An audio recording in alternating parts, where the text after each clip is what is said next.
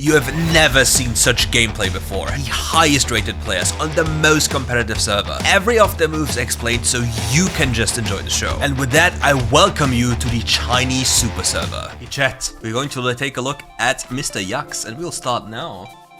Hello my beautiful fellas, and today we are going to look at Mr. Yaximus against the Camille.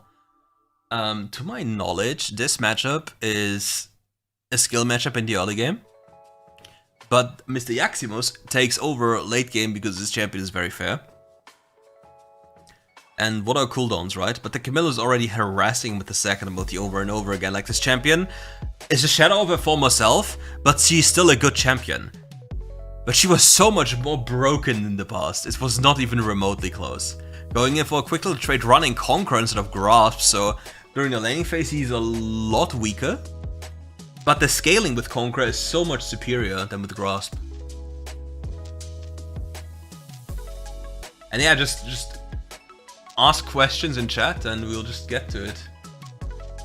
I think the Camille can just not choose to not play. Like, just bully with W, right? But the issue is, like, Jax's damage is a lot higher. Because... did you just see the nice combo that Jax did? Jumped in front, flashed there to deny the hook shot, and get a quick little kill pickup. But he recalls out the... oh, he recalled out of range of the cannon minion. I'm fuming. He also, like... every top laner is internally crying right now. He also started with a longsword over Ruby Crystal. Let's end the poly. I forgot to end this one. It was a really nice play by the Flash, and the wave is in a very good spot for him as well. The Hecarim's on the other side of the map. There's no way that they can dive this this Jax. And look how he's trading, trying to make as much time as possible to not let the wave walk in, but eventually will happen because the wave is just way too big. And with the wave being so close to the tower, he can just continuously trade into the Camille without any fear. But the sustain of the Camille with Fleet makes this a lot more difficult. But you see, there's such nice damage, and it will only get worse. If any one of you misses the old Camille, where you can just animation cancel with your first ability, I miss it so much. Like, many people are so pissed about this. Ooh, the Camille messes up, but will be still enough because they don't have Flash, locking down the Jaxi and getting the Kha'Zix a free kill. This is something you see way too little. You just don't see lane ganks like this.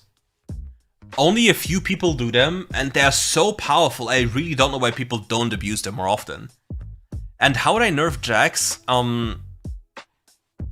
What could they do about this champion to make him less obnoxious? I think they could slightly increase his first ability's cooldown, so he isn't able to stick on you so easily.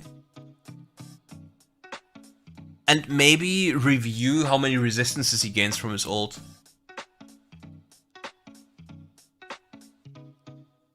Of course we miss it, of course.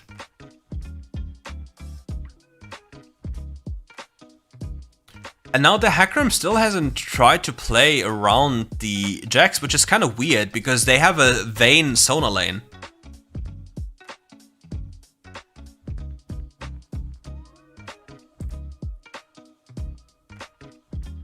Like, why isn't little bro Hecarim trying to give his Jax some more love? Where's the love for top laners? Why is always the enemy top laner getting all the love from junglers, whereas you as a top laner get nothing?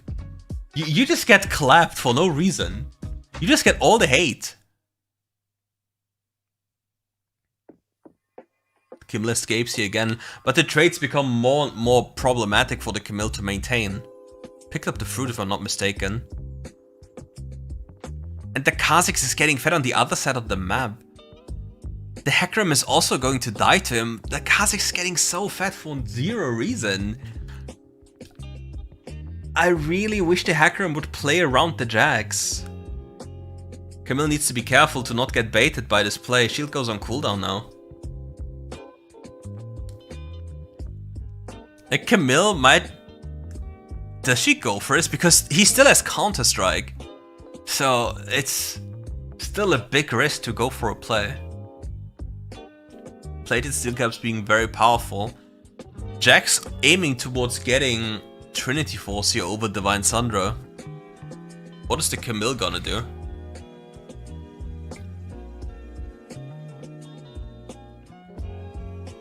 Now Hecarim's team will probably win this fight because the enemy bot lane didn't rotate up here.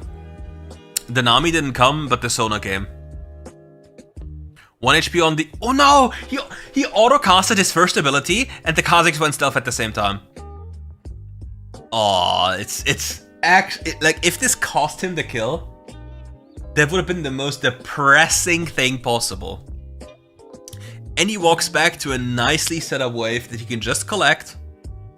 Varus picked up the Herald, gives his Jack some gold. Mid lane tower is way too low HP, it would be such a waste, but the Hecarim is stealing, is sharing the gold, completely neglecting the Jax from the start of the game, but comes up here to share the platings. He's like, I hate you, and to make sure I hate you even more and you hate me even more, I'll take your plates. Every top laner can relate to this situation. You are fuming internally when you have this happen. More than just fuming. Camille going for a quick reset again, maybe has a completed item in base. The game will slow down now significantly, there's nothing to be done for a long time. But people will fall victim to the Kha'Zix if they go for any like proactive plays, because every brush is a death sentence given how fat Kha'Zix is. So they always need a resident face checker, because if they don't, Kha'Zix will just pick them up. We see an all-in on the mid lane. The Kha'Zix also comes from the flank. Akali used R2 to go in, jumps in as well, but they go for whatever kind of an int that was, because they have to remember they still have a lot of lockdown with Sona ult and Varus ult. Meanwhile, the Nami is playing AFK Simulator on the other side of the map.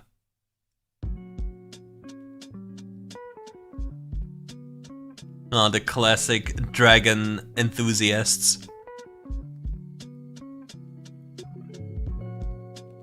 Picking up anti-healing to deny the healing from Divine Sundra. And Fleet, not a bad pickup, also Nami on the enemy team. Some sustain is there, so...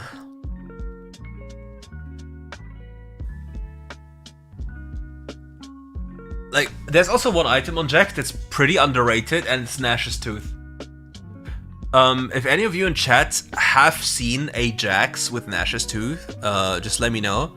Because I think this item, because it grants you haste, attack speed, and even more magic damage on hit, whereas Blade is physical on it, it's still like a very nice pickup. But given the issue with Heartsteel being so prevalent, and the HP numbers going so high, Blade is also a very good pickup nowadays.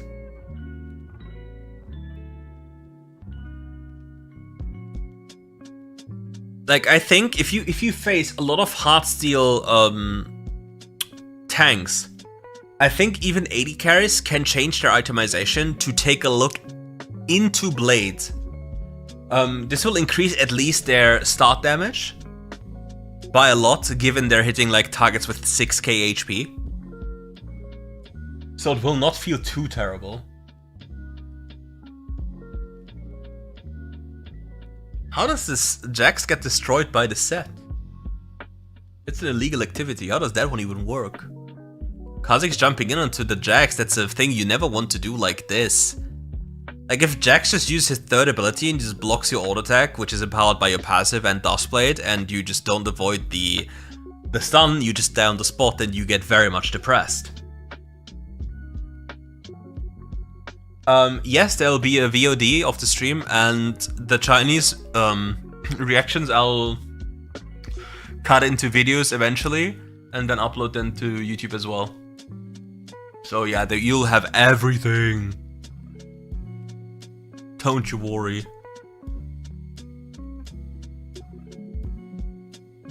Jax making sure that they can just get the dragon for free, picking up the blue buff as well. Very good to pick up on Jax, because this champion is very mana hungry. Camille would pick up this tower, and he has to be mindful of the hook shot. Oh, nice, he spaces perfectly so the Camille can't just go over the wall. Picks up the fruit here. Camille might be able to escape if she has flash, but gets denied again. Messes up the timing of the ultimate, so the Jax still stunned her with the counter-strike.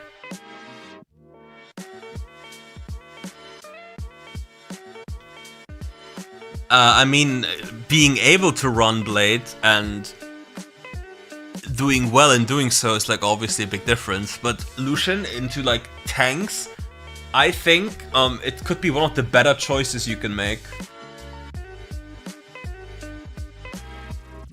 Because with Blade and for example Nash's maybe, you can have so many sources of on-hit that it might actually not even be that terrible.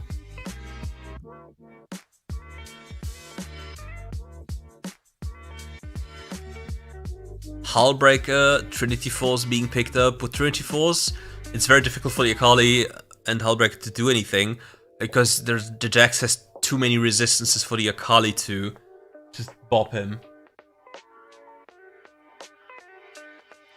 Instantly kills the towers. Like, one of the things that also is very crazy about about Jax, is his ability reset on towers.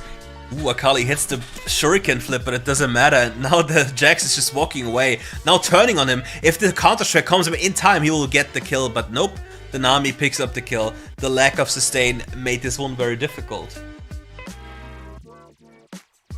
But if there's one thing that is like really annoying about these split push champions, Jax and Fiora, they take down towers so fast. Just because... what is it called? They have these auto-attack resets on towers.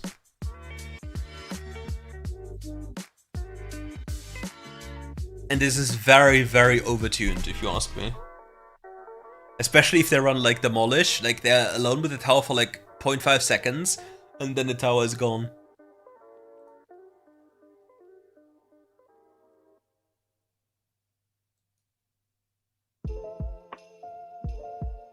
Ooh, Kha'Zix's alone in the jungle. Not taking the risk of going in. Maybe he goes in for a quick trade here if the Camille is far enough. Ooh, he goes for a combo, he goes for a stun.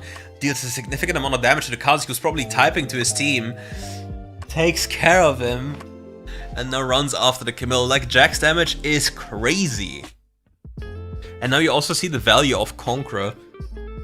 Like, the bonus AD and the healing that comes in feels really nice to have compared to the Grasp, which helps you during the laning phase.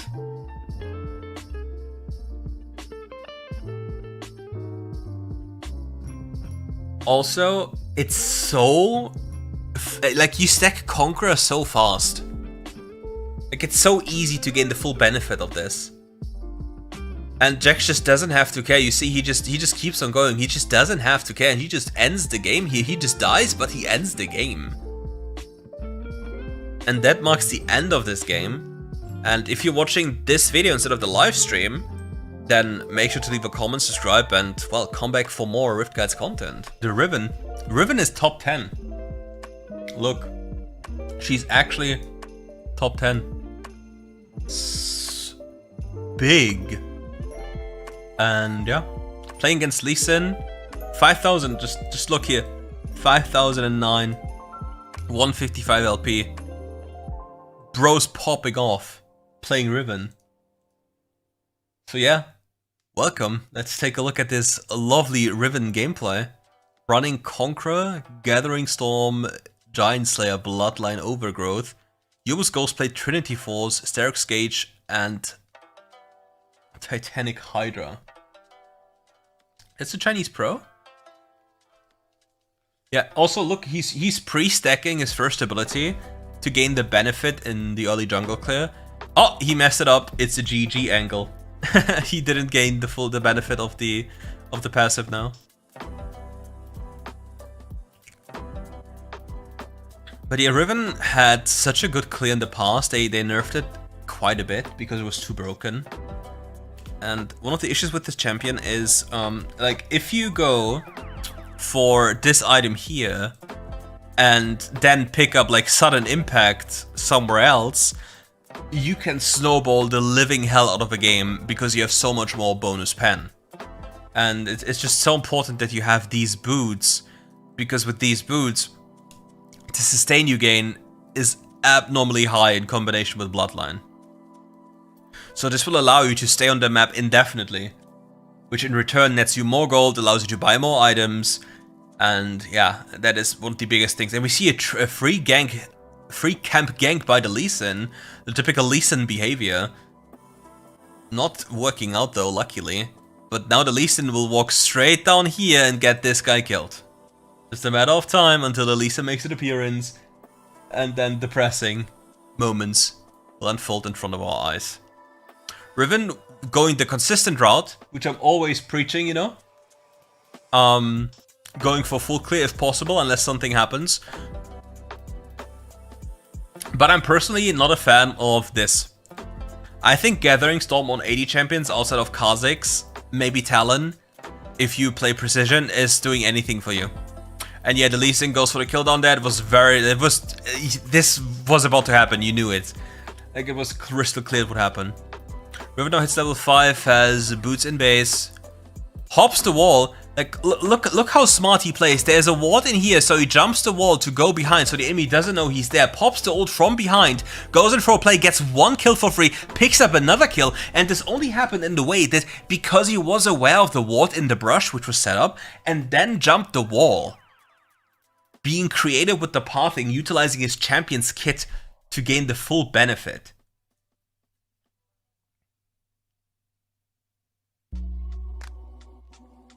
Oh, Lee Sin picking up another freebie. Please, Varus, do not die to Lee Sin. Yeah, Fiora will pick up this kill, but she'll certainly fall to the Riven. And yeah, Yone now gets an assist, so another 150 buckaroos into the bags of the Yone, at least something in return.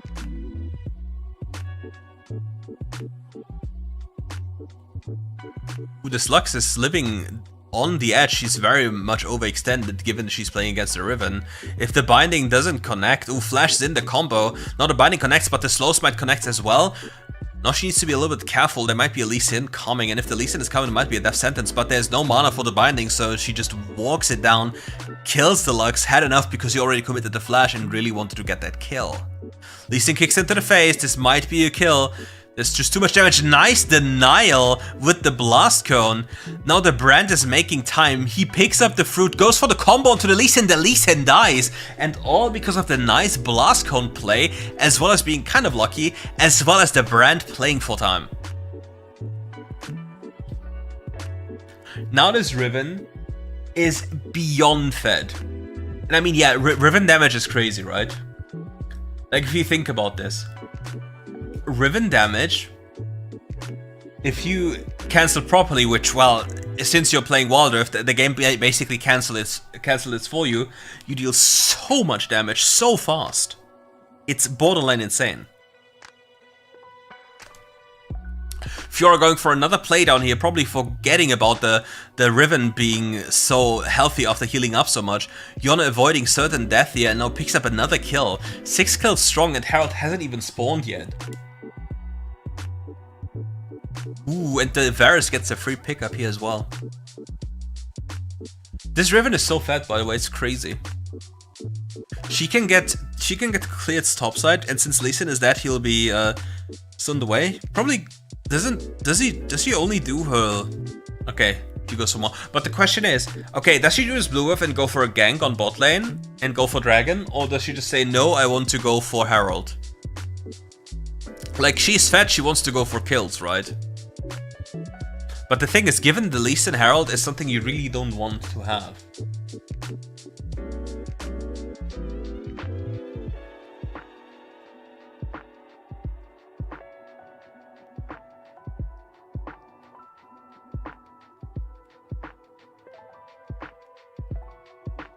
Look at the damage this champion does.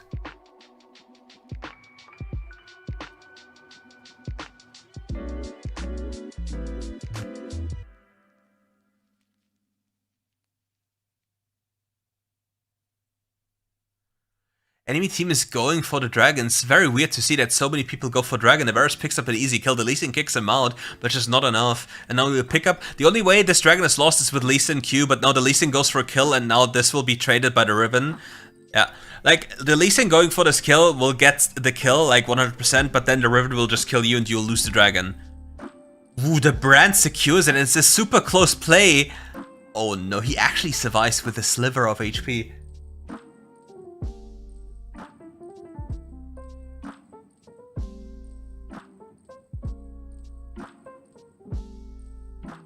What is chat mumbling about?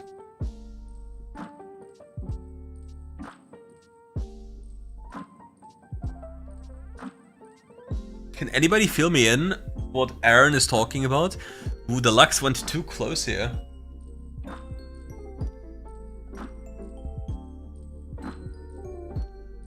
I mean, to be fair, this Riven is hella fed, right? But still, like, if Riven gets to snowball, it's the same as if a Lee Sin gets to snowball. You just die on repeat. Like, this is one of the biggest issues I have with Wild Rift. Like, the moment some champions get the tiniest bit of gold, they just continuously kill you on repeat without any chance of you doing anything about this, if they have any clue of, about what they're doing.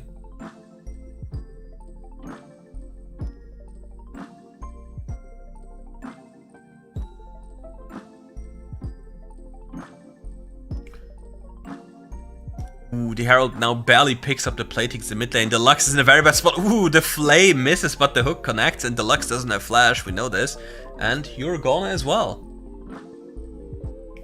And if you have such a lead on Riven right now, you will see a lot of invading happening. But Lee Sin is one of the champions that can deal with this kind of okay, because he can just go onto the other side very fast and be super precise and speedy with taking at least something in return.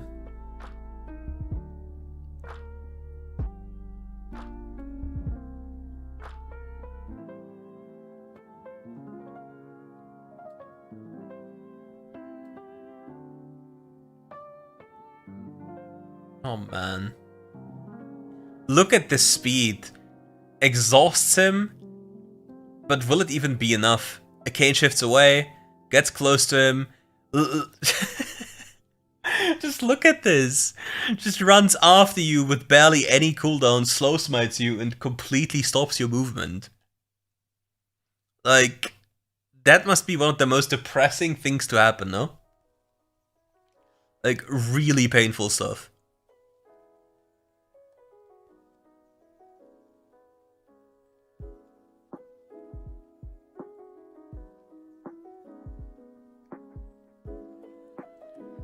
I mean, the thing is, Spear of Shojin grants you more haste, right? But does it also grant you the benefits of the other items he builds? Because think about this, right? Trinity provides you with Spellblade procs. Sterak's provides you with a lot of AD, as well as a big amount of HP and a massive shield because you're already having Trinity Force, Overgrowth, and Sterak's. Then after this, because you have so much health, Titanic adds another big number of bonus damage on top that is very big in a burst combo and makes you tanky at the same time. And then to complete your build, you go for resistances because you have so much health.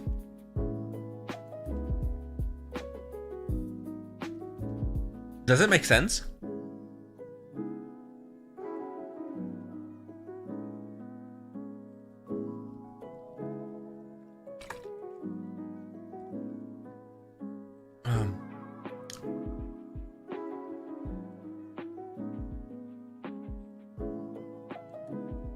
The thing is,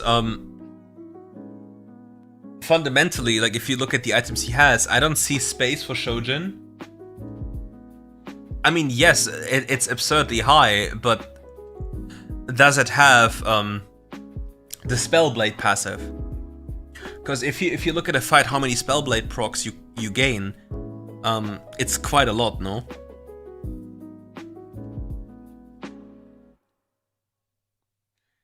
And she already has relatively low cooldowns, so if Spear lowers them by like 25%, will it make that much of a difference compared to having other items? And you see the Lee Sin playing the other side of the map, as I said, being able to, because he's so fast. Whereas other champions would be in a lot more trouble because they're not as fast and could not at least trade something in return.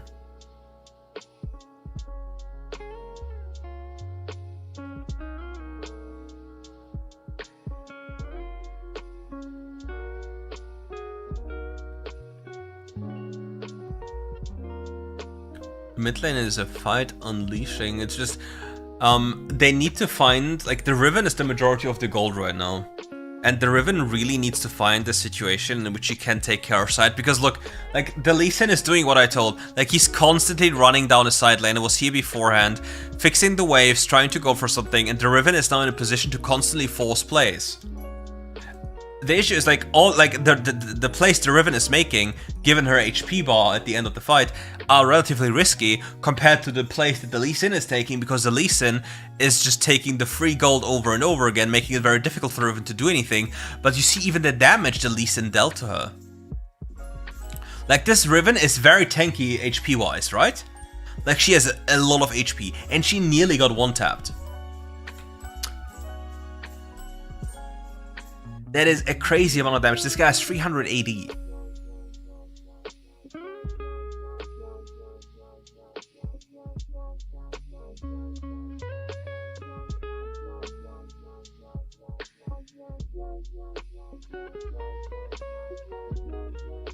And with Titanic, ooh, secures the smite here on Blue Buff. Picks up the Lee Sin, he dashes away. But now with Titanic as a next item, her burst combo, like her first auto attack, will deal so much damage. He wants to force Nashor because the Lee Sin has to recall, but his team is not in a position. They didn't really realize what he was going for, what was happening.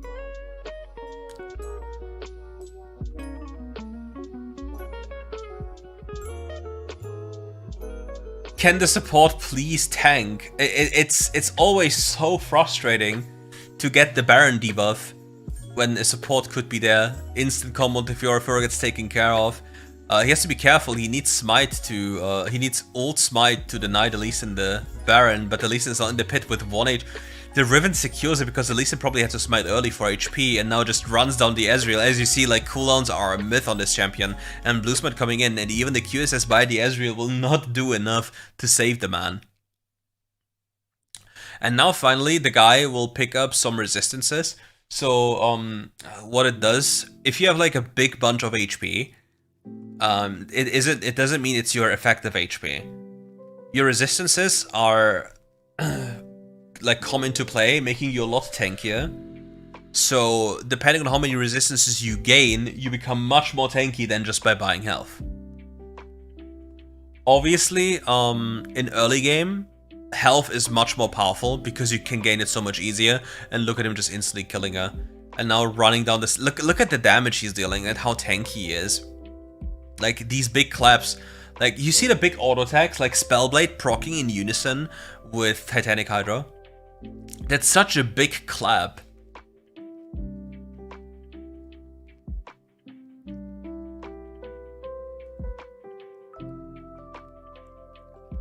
Now securing.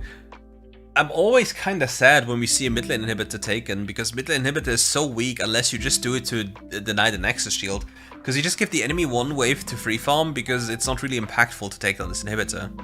Now they're all dancing in front of the mid lane, like playing ARAM while he's trying to do something. And he just goes in for a quick combo, instantly kills the Lux, gets the Karma, kills the Karma in the fountain. He just doesn't give a single damn. He might be falling here, but nope, he doesn't fall, and he just kills them all, because why the heck not? Flash on the spot, channels to recall, and finishes the game. How nice was that one? What do you guys think? I believe that was pretty cool. And in case you like don't know the channels, like I'll just put it in here. Like, check them out. I have 3 channels I'm checking out over and over again for like gameplays, and they're one of them. And it's just really nice. So if you're just interested in having more of these, feel free to just go there and watch. We are back, we are back, we are back! And we'll start right away with a Jay's gameplay. After I've like consumed my food, I'm rejuvenated, I'm finally a human being again. Jace against Vladimir. Rank 1 Jace. So, we all know, if Vladimir ever walks up in the laning phase, he instantly dies. So let's kinda hope that Mr. Vladimir knows about this and doesn't walk up. Because if he does, he will just die.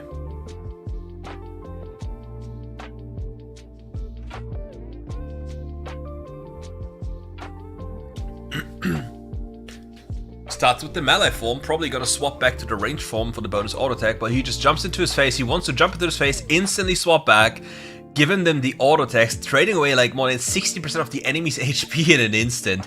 That is the power of Jace. Like, it's so crazy. This is a free kill. Ooh, the enemy flashed away early enough. Was a very close one, but still, the Vladimir needs to be very careful because he can still die. Like, it's so crazy to see Jace players actually utilize the pressure a Jace can have. Like, it's so crazy that many players do not know how much damage. He even puts another point to his first ability, because it has 2 damage instances in the melee and obviously the ranged form, and it's more reliable than having the third ability, which is then the super gate, like the supercharge gate. So he goes for Inco quick trade, swaps form, auto attack reset with the second ability, deals a lot of damage and nearly kills the Vladimir on the spot, flashes in to get the kill. Like, you see the damage. Like, it's not even close. And look, like, he has sudden impact, and if he picks up a Serrated Dirk right now, yeah, he does. And for all of you wondering, why is he going for a Ruby Crystal? Like, he already secured enough damage right now, and the 150 extra health make him so much tankier, so the Vladimir cannot kill him. And he has Serrated Dirk Pen, as well as Sudden Impact Pen, as well as the pen from swapping forms. So if this Vladimir gets close, at every point, at any point again, he will instantly be blown up. And do not forget about the benefits of Brutal down here. They just know about the jungle as well. Camille also dies, gets a free kill. And this here, this synergizes pretty well with his second ability, because he just auto attacks into triple auto attack with the second ability on max attack speed, applying Brutal 4 times. Like, look. Like, this Vladimir has to run. 1 auto attack and he's like, you see. There is so much damage. And unless you know the limit of a champion, you would never expect this to happen. And the Camille is really... she is so depressed right now.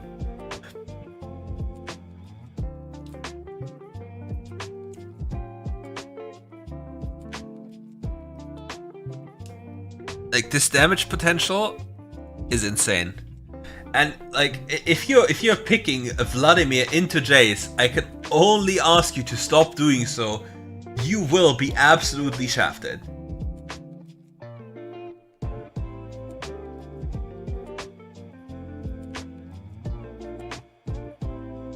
Like, how many times have you seen a Vladimir actually win against the Jace?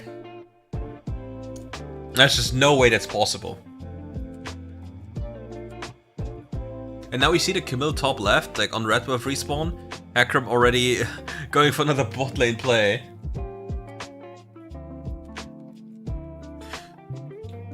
Oh, misses the combo, but still, like, yeah, this is but this is what I mean. Like, picking champions, blind. That is something very sketchy. And the issue transitions into other issues. For example, like, you know, a Vladimir cannot defend himself against the Jace, which means that the jungler gets an automatic advantage by being able to do whatever he wants to do, because the Jace will always be there first. And they'll be able to continuously go for these plays because the Jace will always have priority in mid lane. Like, look. The Jace will always come from here, have always the push, run down here, run down here, run here, run here, and he can do whatever he wants to do. And there's nothing they can do to stop him. At least the Vladimir can't.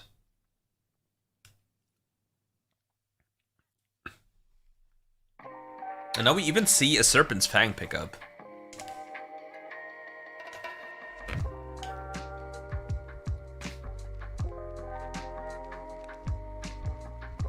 Yeah, the thing about Jace is just having two abilities on level 1 as well as an empowered passive on 2 forms is something so crazy. Like, you jump in with your first ability in melee form, give an auto attack, swap to the ranged form, use an auto attack and use your ability, and just blast them apart. Why does he have Giant Slayer? I mean, Fiora, Vladimir, Lulu, and Camille. They're all built health. And in case if you don't know how Giant Slayer in detail functions, for every 50 health, like bonus health, you will deal 1% more damage. And this will stack up to 700 HP, and therefore up to 14% more damage.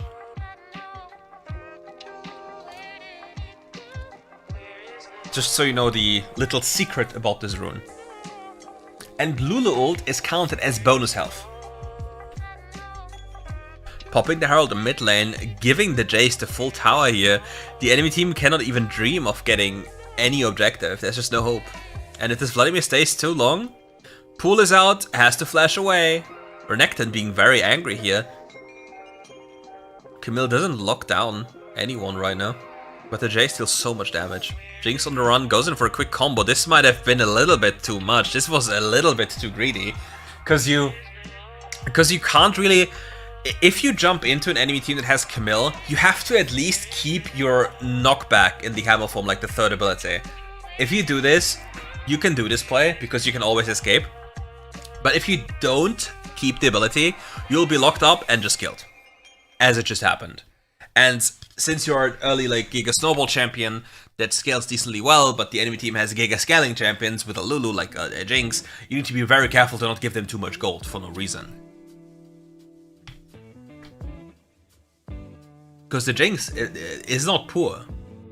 At least not anymore.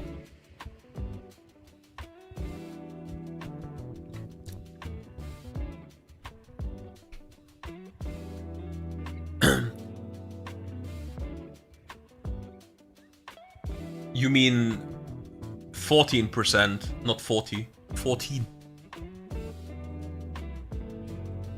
14.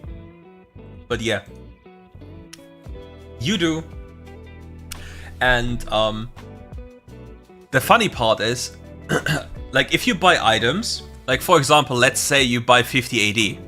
If your spell does 280 damage with a modifier of 25%, or let's say 50%, you deal 280 plus 25, but the 14% counts for the combined number.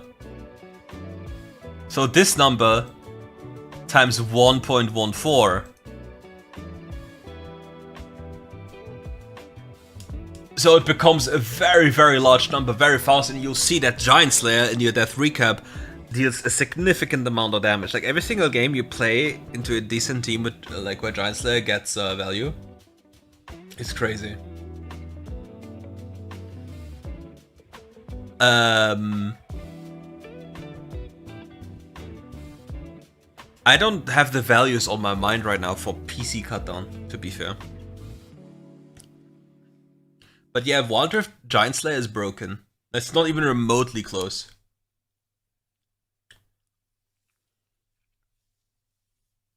Hackern going in for a juicy play here.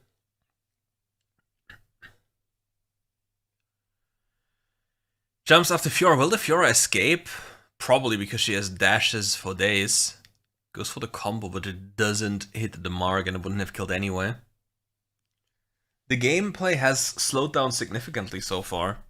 They need to be mindful of this, because if the Jinx is being allowed to scale, they might get a lot of trouble, but he nearly just one-taps the Camille. It's not taking any prisoners there, man.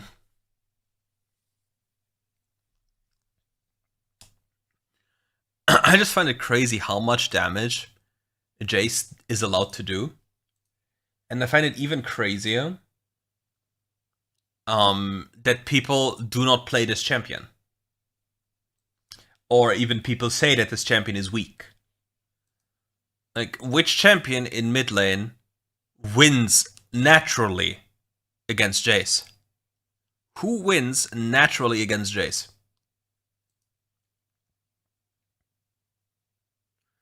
Like, I've seen, because mid lane is such a short lane, people pick Fiora, because the Jace has issues running her down. But yeah, the only way anything happens if he gets collapsed on, and here he might even get killed, but he survives barely thanks to the power of Proto Belt, and Renekton is now in the enemy team trying to get something done. The Jace is waiting for another rotation of the first ability and third ability combo, but yeah, nothing will come of it so far.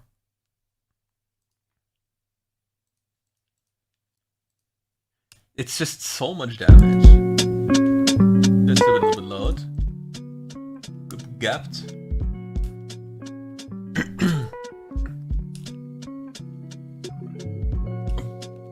But I find it just so sad, the European server. There are barely any players anymore.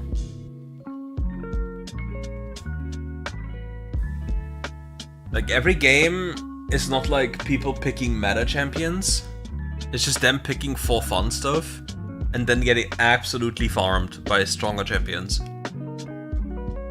And yeah, the Lulu is still not at a spot in which she can do much because, well, the Jinx needs to scale. Also, this crazy Lucian propaganda, like the Lucian Nami thing, I really hope people don't start picking up on Lucian and Lulu, because this is so much worse than Lucian Nami can ever be. Because this damage Lulu provides you with and the safety, it's painful. It should never be the case. But yeah, here we are, in a world where this is overlooked.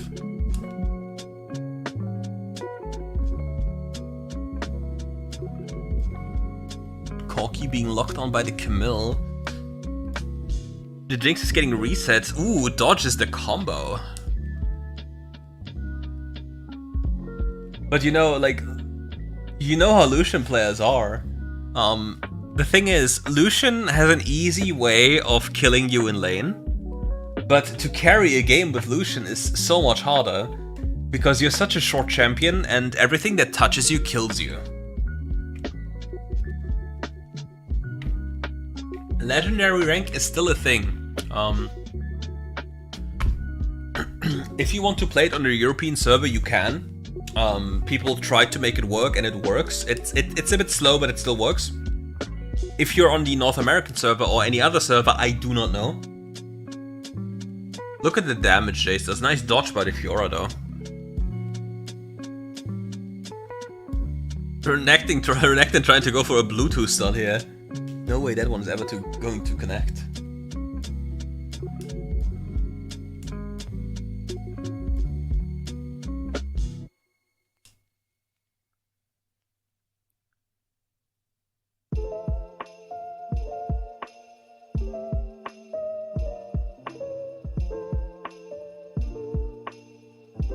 I mean, you can just count yourselves happy that many players are not using proper ability in like auto attack sequencing on champions. Because if they did, a lot of champions that are deemed as terrible or weak would be very much broken. It's the sad thing. A big combo to the backline, the Collector, the dopamine hitting hard. He could have just gone for a Sense Reaver and deal more damage than with Collector, but who am I? Who am I to criticize? I mean, you will have no, like, you can win lane with an Urgot, but will you carry a game? Like, they're giving champions a lot of stats, but these stats will most of the time just make them better in fights and in easy 1v1s, but the question is, will you be able to carry a game? Like, Akali is very crazy when it comes to killing people, but can you carry a game? They just keep on buffing champions' damage, and by doing so, they'll make it easier for these champions to get kills. But the thing is, even a champion like Urgot with a lot of kills, how reliably can he convert these kills into carrying the game? Because you're still Urgot, you still have to walk to the enemy, walk through all types of CC until you reach the backline. And he doesn't really have a reliable way of doing so. So the question is, can he just win through side, and what champions beat him inside, and what does this mean to you?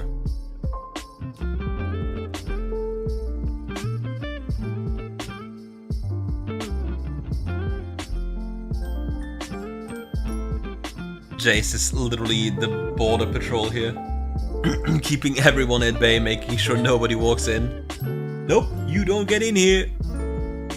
And if anyone comes close, they instantly die, and now he turns onto the Baron. And yeah, takes on the Baron in an instant. It's a lot of damage. For example, here in this game, we have the Fiora, and the moment a Fiora or a Jax are in the game, there's always this glimmer of hope for this to happen. Like, they just waltz down the side lane. Because if they are left alone for a brief moment, they just take down the tower in an instant, and they are so fast. They are so fast and nimble compared to like Urgot. Urgot is so slow in direct comparison. So yeah. But talking about items for a brief moment here.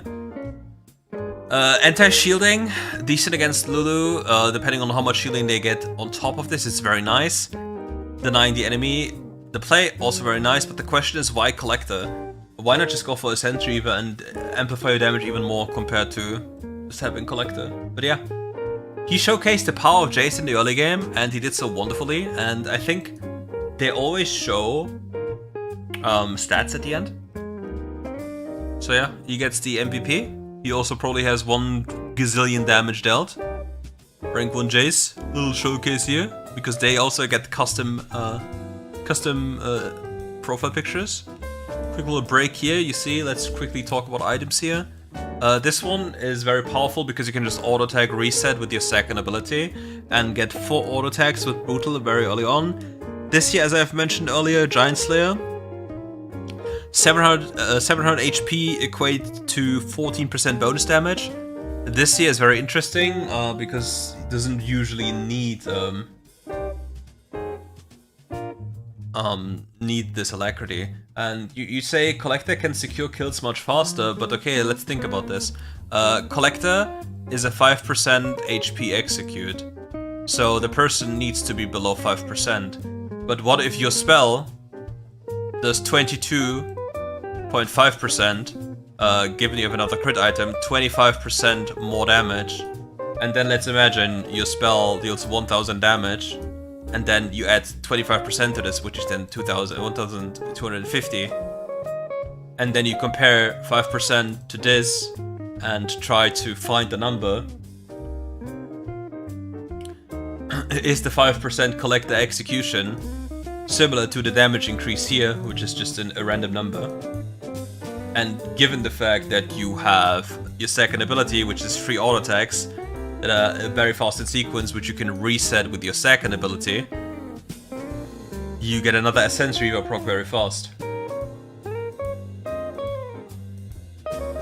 And I know where you're going because it's Wild Rift. You can basically buy any item, because the thing is, in most instances, especially if you're playing a first strike champion, you will have item advantages over enemy. And let's say you have these items, and here, like, you have so many more items.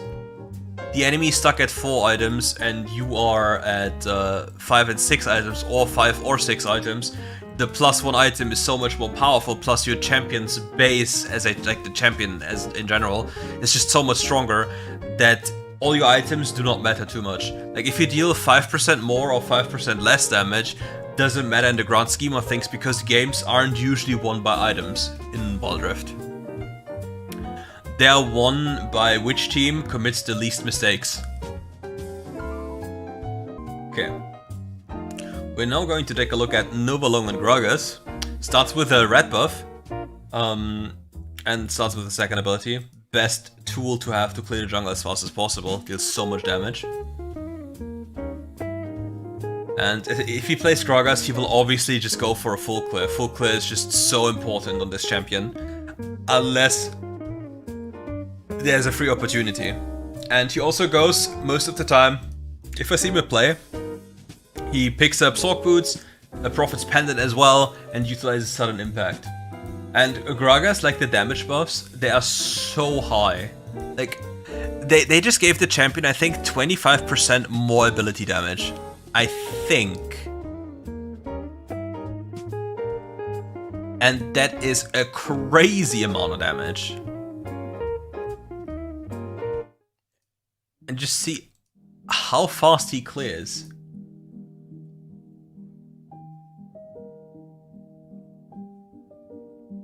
Leashing the camps together to make sure to be even more efficient. Because why waste auto attacks when you can just, well, work once and reap the benefits? Yeah, but the thing is, why they buff this is something I can talk about in another stream, like maybe tomorrow or something. Is just generally their win rates, right? So you have champions. Like Riot's goal is to have every champion on 50% win rate. And this is not a thing that's possible. Oh, he misses the combo, but it doesn't matter. Bobs onto the head and gets a free kill. Like, Riot... Ooh, the Xin Zhao could be potentially picking up a kill here. Nice body slam ult combo. Gets the Yasuo in ult range to deny this play again, but the Yasuo will... the Xin Zhao just auto-casted! And therefore this doesn't happen. Oh no, he's so depressed. Okay. Riot has the agenda to buff every single champion, or nerf every single champion to 50%. And, like, if you compare champions, how much easier or harder is Lee Sin compared to Annie? And then you're like, maybe Lee Sin shouldn't have such a high win rate because the champion is far more complex than Annie. And then like, nah, champion needs to have a good win rate. I mean, the same applies to so many champions. Have you seen Samira? Samira have been the recipient of buffs every single fucking patch. That is so crazy.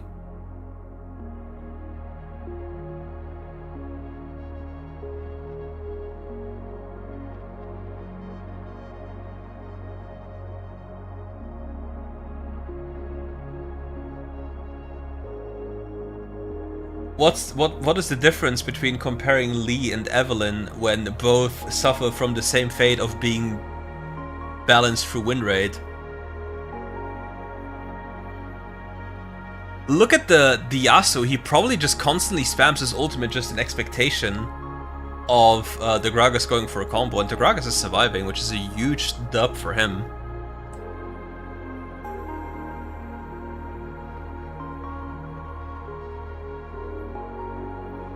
And Evelynn is still, like, her playstyle is still a lot harder than people believe it is.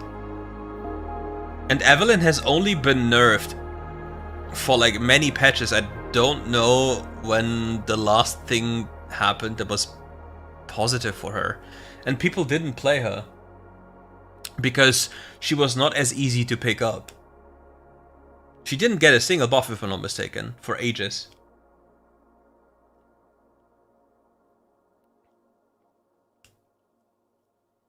And yeah, Gragas is already scaling here. 75 gold from First Strike is not the worst, given the time in the game, it only gets more. And he's getting stronger and stronger by the minute. Pops the combo, the Yasuo ults again instantly, this guy just instantly killed. This will lead towards an easy Herald for the Gragas. The Akali escapes with a sliver of HP, but the Volibear is running it on, ignites her. Dubs the ignite dropping. Easy. Yeah, but the thing is, the Evelynn in the past was already good, but people didn't play her. So many champions have been good, but people didn't play her, regardless of rune changes or item changes.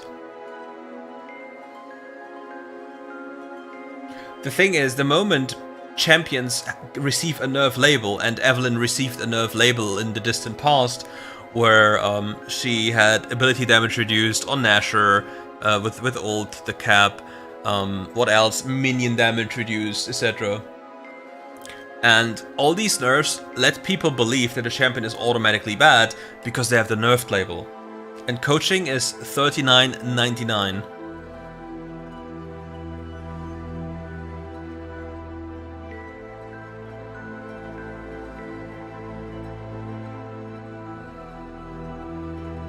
I mean, it's a good choice to ban Evelynn.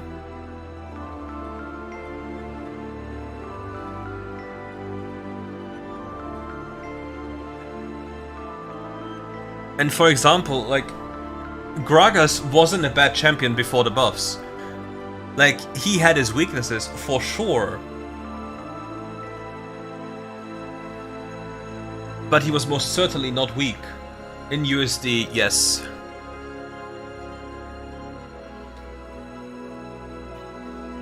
Like, look at the Gragusi. And all of this starts with the same start in jungle. Like, all the most consistent players, unless they're playing in multi-queues, go for a full clear. Just to be consistent, and from this point on, like, as they clear, they look for potential plays. They don't just randomly flip the game for fun. The only issue with Gragas is, or was, that Gragas is a fully committal jungler, right? Like, he goes in. And if you are the only player on the team, he feels very bad to play because you have to always put yourself in a position to like into harm's way, right? If you play in a pre-made situation, you can use your ult to make everything happen, but you cannot really rely on solo queue on your people, so the champion's win rate will be relatively low, even though he's a pick and ban champion in, for example, pro play. For good reason.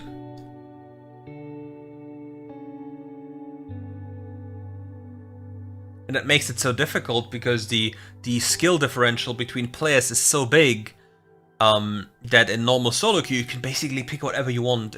Barely anything matters. You can build whatever item you want because it barely has any impact on the game, unless you're literally literally griefing. Nice combo by the Yasuo, and he just collects the kill with a nicely placed barrel to yoink it with the power of Infinity Orb.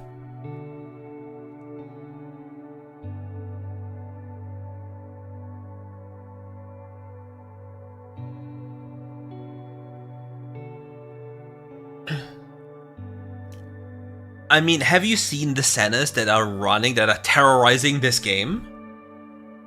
They're making, like, but the same happens to Hecarim. Like, there are so many people that make these champions look weak, right? Even though they're not even remotely weak. Like, they might even be overtuned. Like, whereas Gragas deals a lot of damage, is crazy if you play him well, but suffers from a key weakness, which means, like, in solo queue he's very committal, and you cannot really rely on people, and that makes him a little bit more risky to play. And you see him heal space very nicely, being very respectful as well, placing down the ultimate just to make sure that he isn't about to die, spacing away from the Rakan, but will eventually fall and gives 1k to the Xin Zhao.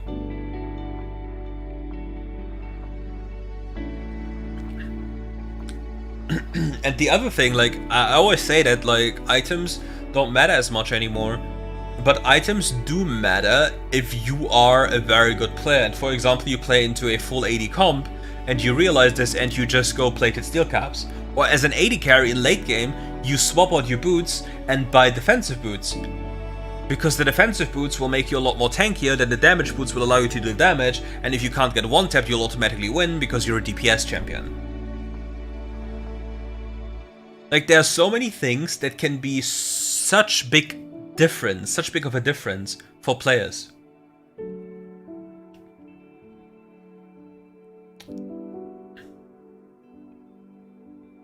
And the thing, I don't think Lucian by himself needs a nerf. I think the runes need adjustment. Whenever you fight a Lucian and you just take a look at the death recap, you will see how much the runes did. Like, sudden impact you won't see, of course, but you'll see Brutal and Kraken Slayer. You'll see Brutal, Kraken Slayer, and sudden impact after the game, and you'll just see his damage being completely carried by runes.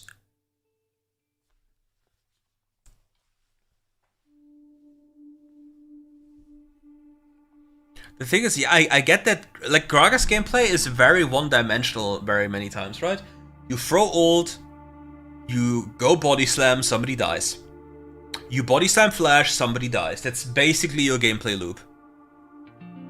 But it's so satisfying, because imagine, you're playing the game, you go in for a combo, and the moment you hit somebody with the body slam, you yell, "Bomba!" How is this not fun?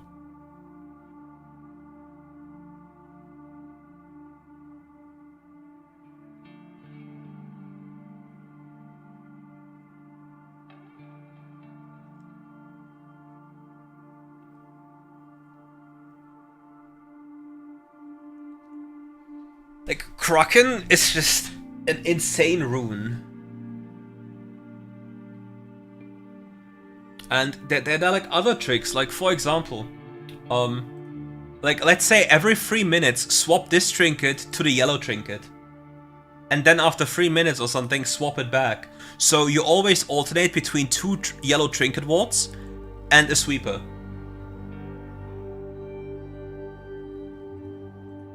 This is also some strategy that's very powerful to utilize to gain more on the map, especially around certain timers.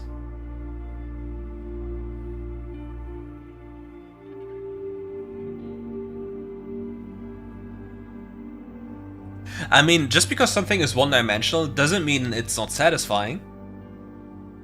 Or do you think that's somehow exclusive, like excluding?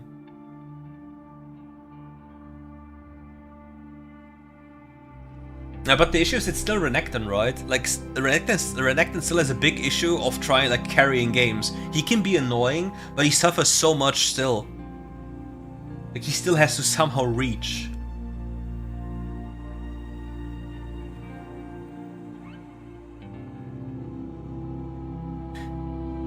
And he's just looking for options here. Like, Graga's damage is crazy. You basically do it with certain goals you have on the map. Like if you know you go for something specific, you like when the first objective spawns, for example, and you started with a control ward, you swap to trinket wards to place down the trinket wards at the objective. Or around the objective. Easy Nash secure, there's just no way this is now can steal because the fermented barrel like will just instantly kill it, there's just no way. And he has flash, he's probably as well, like he can just look for a play if he truly wants to. Kronos popped, he goes for a probable play, instantly wipes the floor. Xylus with 1 HP fail flashes, and now the Moonbro. Look at the damage by this man, he just doesn't give a single damn.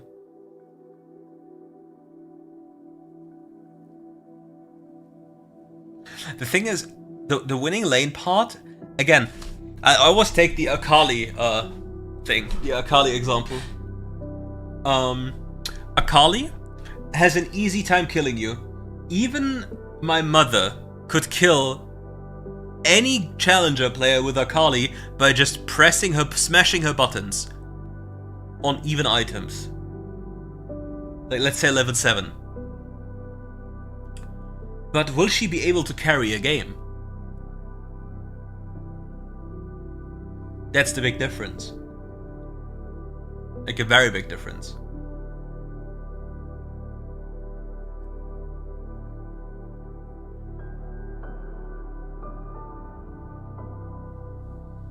And Aatrox is like a very special champion. Not itemizing, anti-healing or running Ignite, not playing around the knockups, like he has so many little rules that you have to play around, because otherwise you die. It's like a noob check. If you walk there, you die. Even if you are ahead, you will die.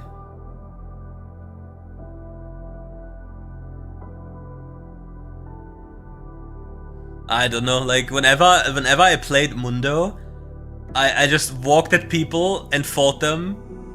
And I just didn't give a single damn. It's like the Moonbro going in, he just went in there, he just had enough of this game, he just wants to end it, and with that he actually ends it. So much damage this guy is dealing. We love Gragusi, no? And you always have to make sure, because I like just like watching these and like comment over them. Like, if you want to help a YouTube channel out, right?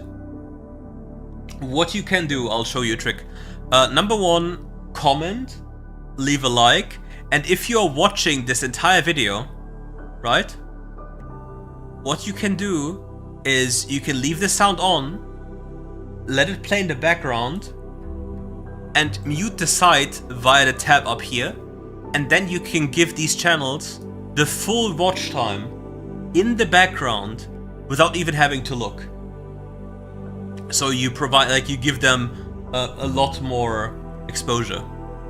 There's a little trick that I want you to know about. Okay. But now I will end the stream. I said I'll stream to roughly 3 p.m. There's a new video coming out in 12 minutes. New video, 12 minutes. Talon. So make sure to watch that one.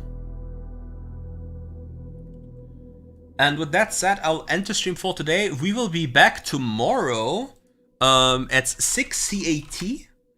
Rapi versus Rapi.